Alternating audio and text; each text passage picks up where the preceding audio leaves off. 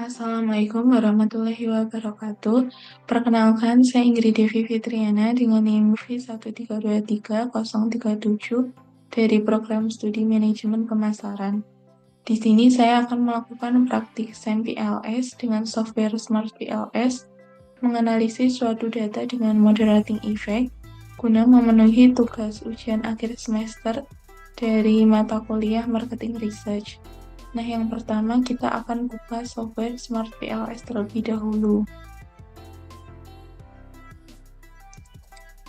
Nah, di sini kita akan membuat project baru, jadi kita akan klik yang new project ini.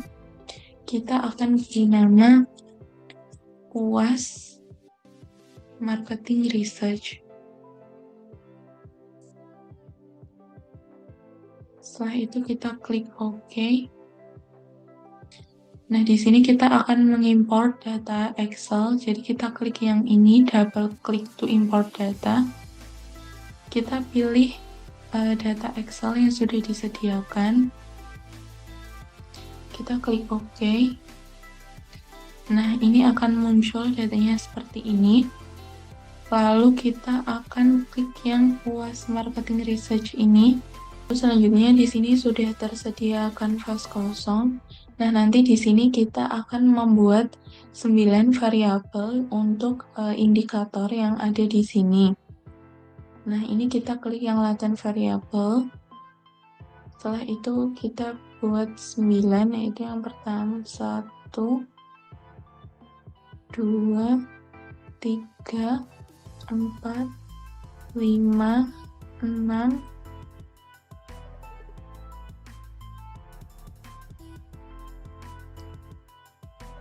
7, 8, dan 9. Nah, di sini bentuknya masih berantakan, jadi kita akan rapikan. Yang pertama kita klik select dulu. Ini kita drag aja sampai ke bawah. Klik kanan, lalu kita pilih yang align element left. Nah, begitu juga yang di sini. Kita klik kanan, yaitu align select element top.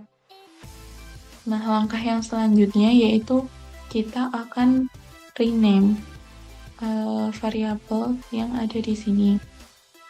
Ini kita klik kanan, kita rename yang pertama yaitu 01 VR quality. Lalu yang ini kita rename menjadi 02 receive enjoyment. Lalu di sini yang ketiga kita rename menjadi receive immersion. Lalu yang keempat kita rename menjadi perceive usefulness. Lalu yang kelima kita rename menjadi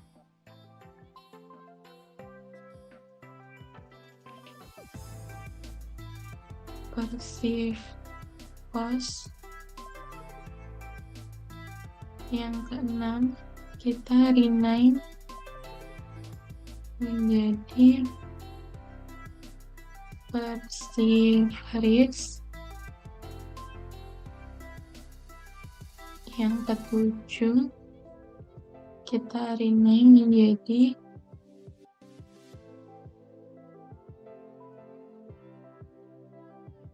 perceive complexity.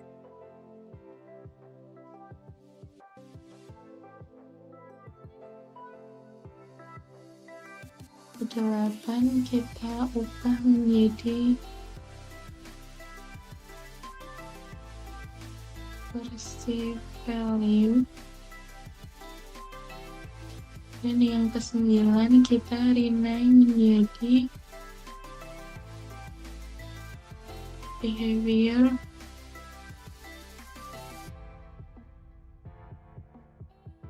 intention.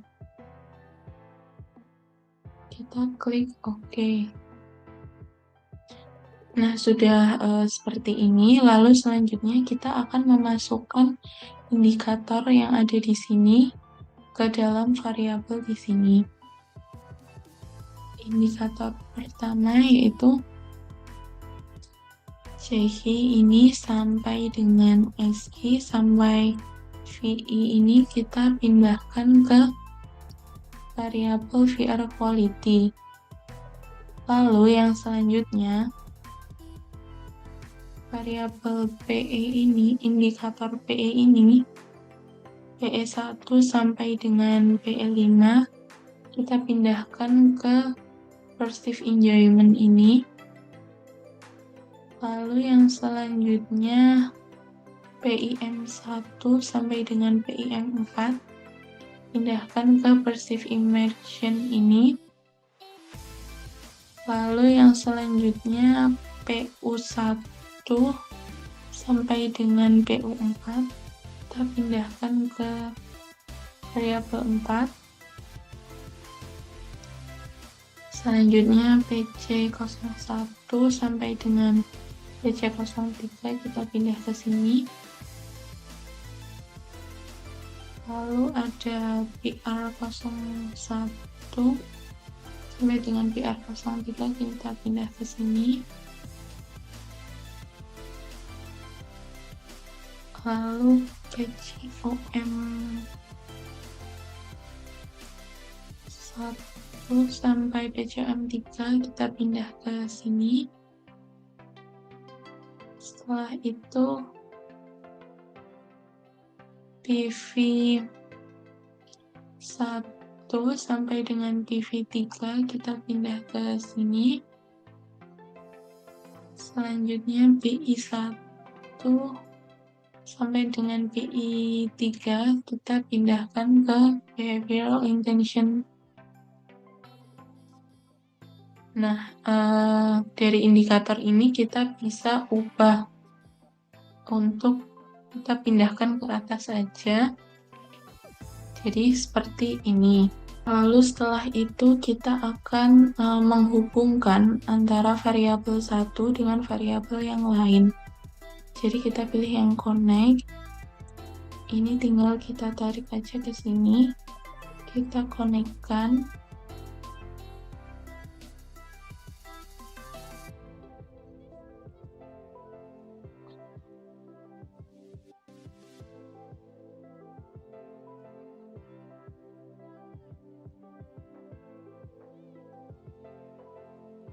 Lalu ini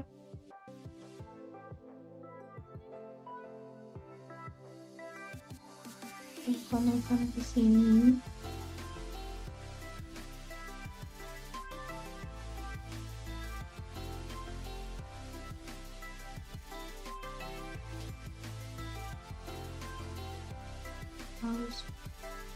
Nah, di sini akan otomatis warnanya berubah menjadi biru.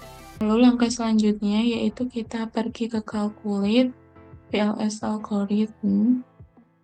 Lalu kita start calculate. Nah, ini kita klik yang outer loadings. Di sini sudah muncul hasil dari outer loading. Nah, hasil outer loading itu harus di atas 0,7. Itu berarti hasilnya valid. Sedangkan kalau masih di bawah 0,7 itu tidak valid dan warnanya akan menjadi merah. Di sini kita akan mencari outer loading yang masih berwarna merah, lalu kita akan hapus. Dan ini terkecuali yang VR quality. Jadi VR quality ini kita abaikan saja. Nah, di sini yang warnanya masih merah itu ada di PC01, PE01, dan juga ada di PIM02. Nah, ini kita pergi ke yang sini tadi. Kita akan hapus bagian yang masih merah tadi, ada di PC01. Ini kita klik yang select dulu. PC01 ini kita klik kanan, lalu kita delete.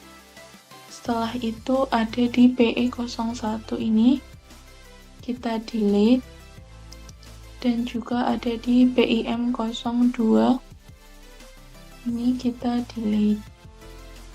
Selanjutnya ini kita klik calculate, kita klik PLS algorithm, kita klik yang start calculation. Nah, di sini kita ke outer loadings.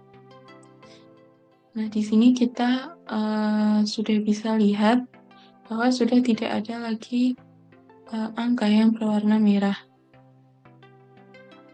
Lalu selanjutnya kita akan lanjut ke langkah yang selanjutnya. Langkah selanjutnya yaitu kita akan switch yang VR quality, variabel VR quality ini dengan indikatornya. Supaya ini fokus ke VR quality. Kita akan switch seperti ini. Nah, di sini jadi indikatornya ini akan fokus ke variabel VR quality. Karena yang tadi itu fokusnya ke behavior intention. Nah, lalu setelah itu kita pergi ke calculate, kita pilih yang bootstrapping. Ini kita yang to tail, lalu setelah itu kita start calculation.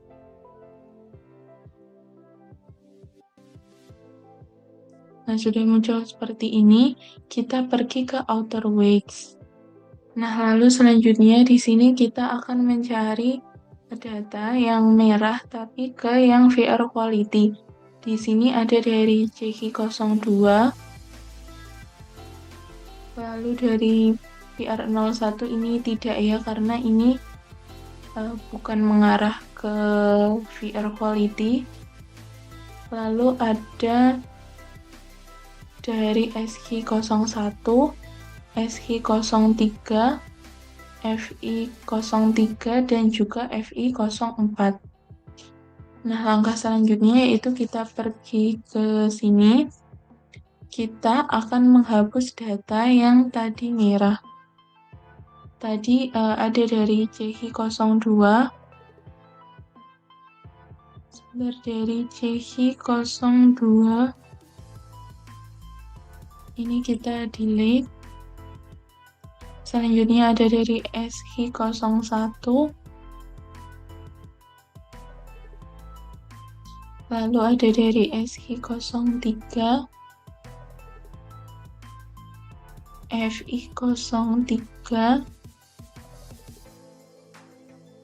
dan juga FI04. Lalu langkah selanjutnya yaitu kita pergi ke calculate, kita pilih yang bootstrapping. Karena kita mediating effect, jadi kita pilih yang one tail, lalu kita start calculation.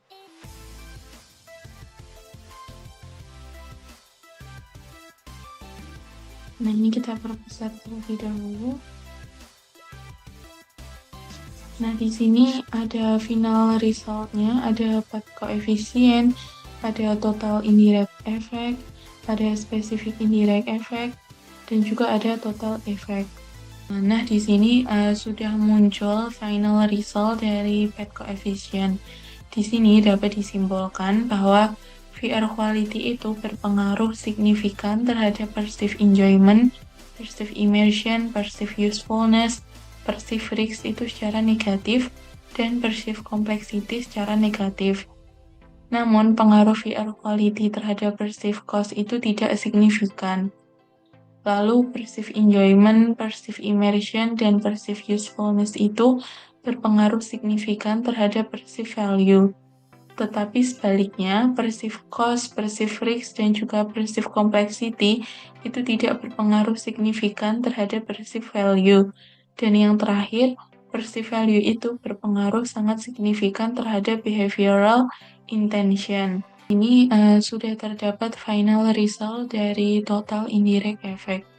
Nah, di sini dapat disimpulkan bahwa VR quality itu berpengaruh signifikan terhadap perceived value dan behavioral intention. Lalu perceived enjoyment, immersion, dan usefulness itu juga berpengaruh signifikan terhadap behavioral intention. Lalu sebaliknya, perceived cost, risk, dan juga complexity itu tidak berpengaruh signifikan. Dan perceived value ini menjadi faktor yang paling kuat yang mendorong behavioral intention. Nah, ini merupakan final result dari specific indirect effect. Jadi dapat disimpulkan bahwa VR quality itu memiliki pengaruh tidak langsung yang signifikan terhadap perceived value dan behavioral intention melalui perceived enjoyment, immersion, dan juga usefulness. Namun, pengaruh tidak langsung melalui perceived cost, risk, dan juga complexity tidak signifikan. Jadi jalur paling kuat adalah melalui enjoyment dan juga usefulness. Lalu yang terakhir di sini ada final result dari total effect.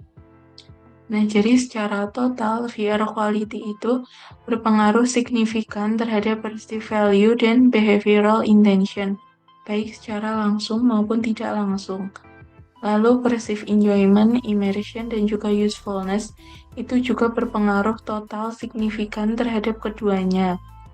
Lalu sebaliknya, perceived cost, risk, dan complexity itu tidak memiliki pengaruh total yang signifikan. Jadi perceived value itu menjadi faktor paling kuat dalam mendorong behavioral intention. Mungkin itu yang bisa saya sampaikan. Terima kasih sebelumnya. Wassalamualaikum warahmatullahi wabarakatuh.